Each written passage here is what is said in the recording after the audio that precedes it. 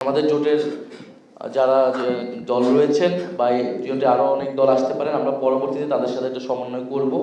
এই মুহূর্তে আমরা বলতে পারতেছি না, আমরা ভালো প্রার্থী দেখে আসলে এই বিষয়টা সমন্বয় করব। এটা কোনো নির্ধারিত সংখ্যায় আবদ্ধ থাকবে না। যখন আমরা দেখলাম যে আমাদের নমিনেশন প্রক্রিয়া চালু করার পরে 1600 মানুষ যখন এই আমাদের নমিনেশন ফর্ম কিনেছেন এবং সারা দেশে অভূতপূর্ব সাড়া পড়েছে, আমাদের কাছে তখন মনে হয়েছে যে মানুষের এই ভালোবাসাকে আমরা উপেক্ষা করতে পারি না। আমাদের নমিনেশন ফর্ম অনেকেই কিনেছেন যারা নির্বাচন আসলে অংশগ্রহণ করবেন না, বিদেশে থাকেন অথবা দেশে কোনো একটা পেশায় আছেন। তারা আমাদের দলকে ভালোবেসে আমাদের দলকে ডোনেট করার একটা সুযোগ পেয়ে তারা এই নমিনেশন ফর্ম কিনেছে।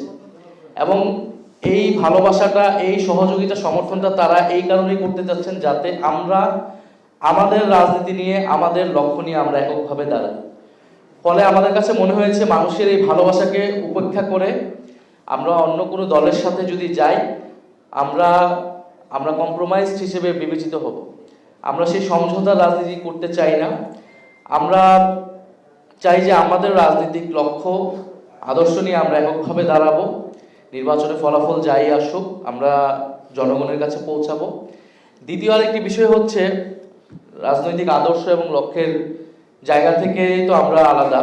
আমরা বারবার বলেছি, যদি গণ অভ্যুত্থানের পরে ফ্যাসিবাদ বিরোধী রাজনৈতিক দলগুলা জনগণের আকাঙ্ক্ষা অনুযায়ী, সংস্কারের আকাঙ্ক্ষা অনুযায়ী, তরুণ প্রজন্মের আকাঙ্ক্ষা অনুযায়ী রাজনীতি পুনর্গঠিত করত, নিজেদের দলের ভিতরে সংস্কার আনত, নিজেদের নীতি আদর্শকে আরো ঠিক করত, তাহলে এনসিপির জন্মের প্রয়োজন ছিল না। এনসিপি 7 মাস অপেক্ষা করেছে যাতে বিদ্যমান রাজনৈতিক দলগুলো একটা সমঝোতায় এসে আমাদের তরুণ প্রজন্মের গণ অভ্যুত্থানের আকাঙ্ক্ষা বাস্তবায়ন করে।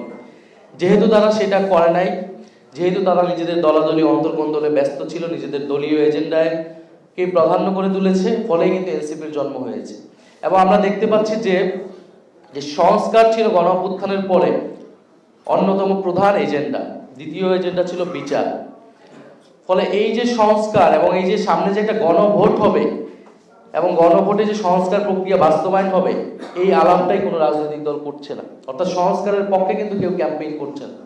সবাই তার নিজের দলের যার যে এজেন্ডা, সেই এজেন্ডাকে নিয়ে ক্যাম্পেইন করতেছে বা সেটাকে তুলে ধরতেছে। অর্থাৎ পুরনো এই গণ অভ্যুত্থান না হলেও বিএনপি যেই বক্তব্য দিত, জামাত যেই জিনিস নিয়ে কথা বলতো, মানুষের কাছে ভোট চাইতো, তারা সেই একই প্রক্রিয়াতেই কিন্তু কাজ করতেছে। তাহলে গণ অভ্যুত্থানের পরের পরিবর্তনটা কোথায় হইল? কিন্তু পরিবর্তন তো হয়েছে সরকারের জায়গা থেকে, আমাদের জায়গা থেকে। ঐক্যমত্য কমিশন আমরা তো চেষ্টা করেছি, সম্পূর্ণ সফল হয়নি, কিছু তো আমাদের অর্জন হয়েছে। তাহলে এই অর্জনগুলোই তো গণভোটে বাস্তবায়ন হবে। তাহলে এই গণভোটের পক্ষে কথা বলবে কে? এই গণভোটের পক্ষে কথা বলতে হলে, সংস্কারের পক্ষে কথা বলতে হলে আমাদেরকে এককভাবে দাঁড়াতে হবে এবং যারা সংস্কারের পক্ষে যেই দলগুলো রয়েছে তাদেরকে ঐক্যবদ্ধ হতে হবে। সেই জায়গা থেকে কিন্তু আমরা সিদ্ধান্ত নিয়েছি যে আমরা যারা সংস্কারের পক্ষের দলগুলো রয়েছে, আমরা তাদেরকে নিয়ে জোট করবো এবং তাদেরকে নিয়ে আমরা আলাদাভাবে বিএনপি জামাতের বাইরে নির্বাচনে অংশগ্রহণ করব। এবং এবারের নির্বাচন শুধুমাত্র ক্ষমতা পরিবর্তনের নির্বাচন না, এবারের নির্বাচনটা গণভোট। এটা যাতে আমরা কেউ ভুলে না যাই। বলা হচ্ছে প্রার্থী থেকে ভোট দিবেন নাকি মার্কা থেকে ভোট দিবেন, কিন্তু ভোটটা যে গণভোট, ভোটের অন্যতম প্রধান প্রশ্ন হচ্ছে হ্যাঁ অথবা না। এই কথাটা কেউ বলছেন, আমরা এই কথাটাই বলার জন্য নির্বাচনে অংশগ্রহণ করতেছি।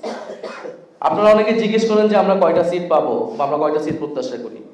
আমরা ক্ষমতায় যাওয়ার জন্য এই নির্বাচনে অংশগ্রহণ করতেছি না, এটা খুবই পরিষ্কার। সিট কয়টা পাবো কি পাবো না সেটা বিবেচনা রেখেও নির্বাচনে অংশগ্রহণ করতেছি না। সিট নিশ্চিত করতে হলে আমরা কোনো না কোনো জোটের সাথে চলে যেতাম। ফলে আমাদের নির্বাচনে অংশগ্রহণ করার লক্ষ্যটা কি? আমাদের নির্বাচনে অংশগ্রহণ করার লক্ষ্য 300 আসনে আমরা প্রার্থী দিতে যাচ্ছি, যারা জনগণের কাছে যাবে, যারা হ্যাঁ পক্ষে প্রচারণা করবে, হ্যাঁ পক্ষে জনগণকে মোটিভেট করবে। কারণ এই হ্যাঁ মানে হচ্ছে সংস্কার, হ্যাঁ মানে হচ্ছে গণ অভ্যুত্থানের পরে আমরা যতটুকু অগ্রগতি করেছি সেটাকে অব্যাহত রাখা, আমাদের সংস্কারের অর্জনগুলোকে বাস্তবায়ন করা।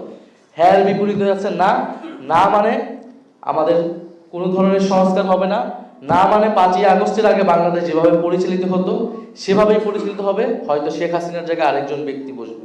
ফলে পুরো বাংলাদেশ নির্বাচনের সময় বিভক্ত হবে হ্যাঁ এবং নাতে। আমরা সেখানে হ্যাঁ এর পক্ষে, সংস্কারের পক্ষে, পরিবর্তনের পক্ষে কথা বলতে চাই, মানুষকে যাতে সেই দিকে ভোট দেয় সেই আহ্বান আমরা করতে চাই। আমরা কখনোই বলবো না এনসিপিকে ভোট দিন, শাপলা কলিকে ভোট দিন।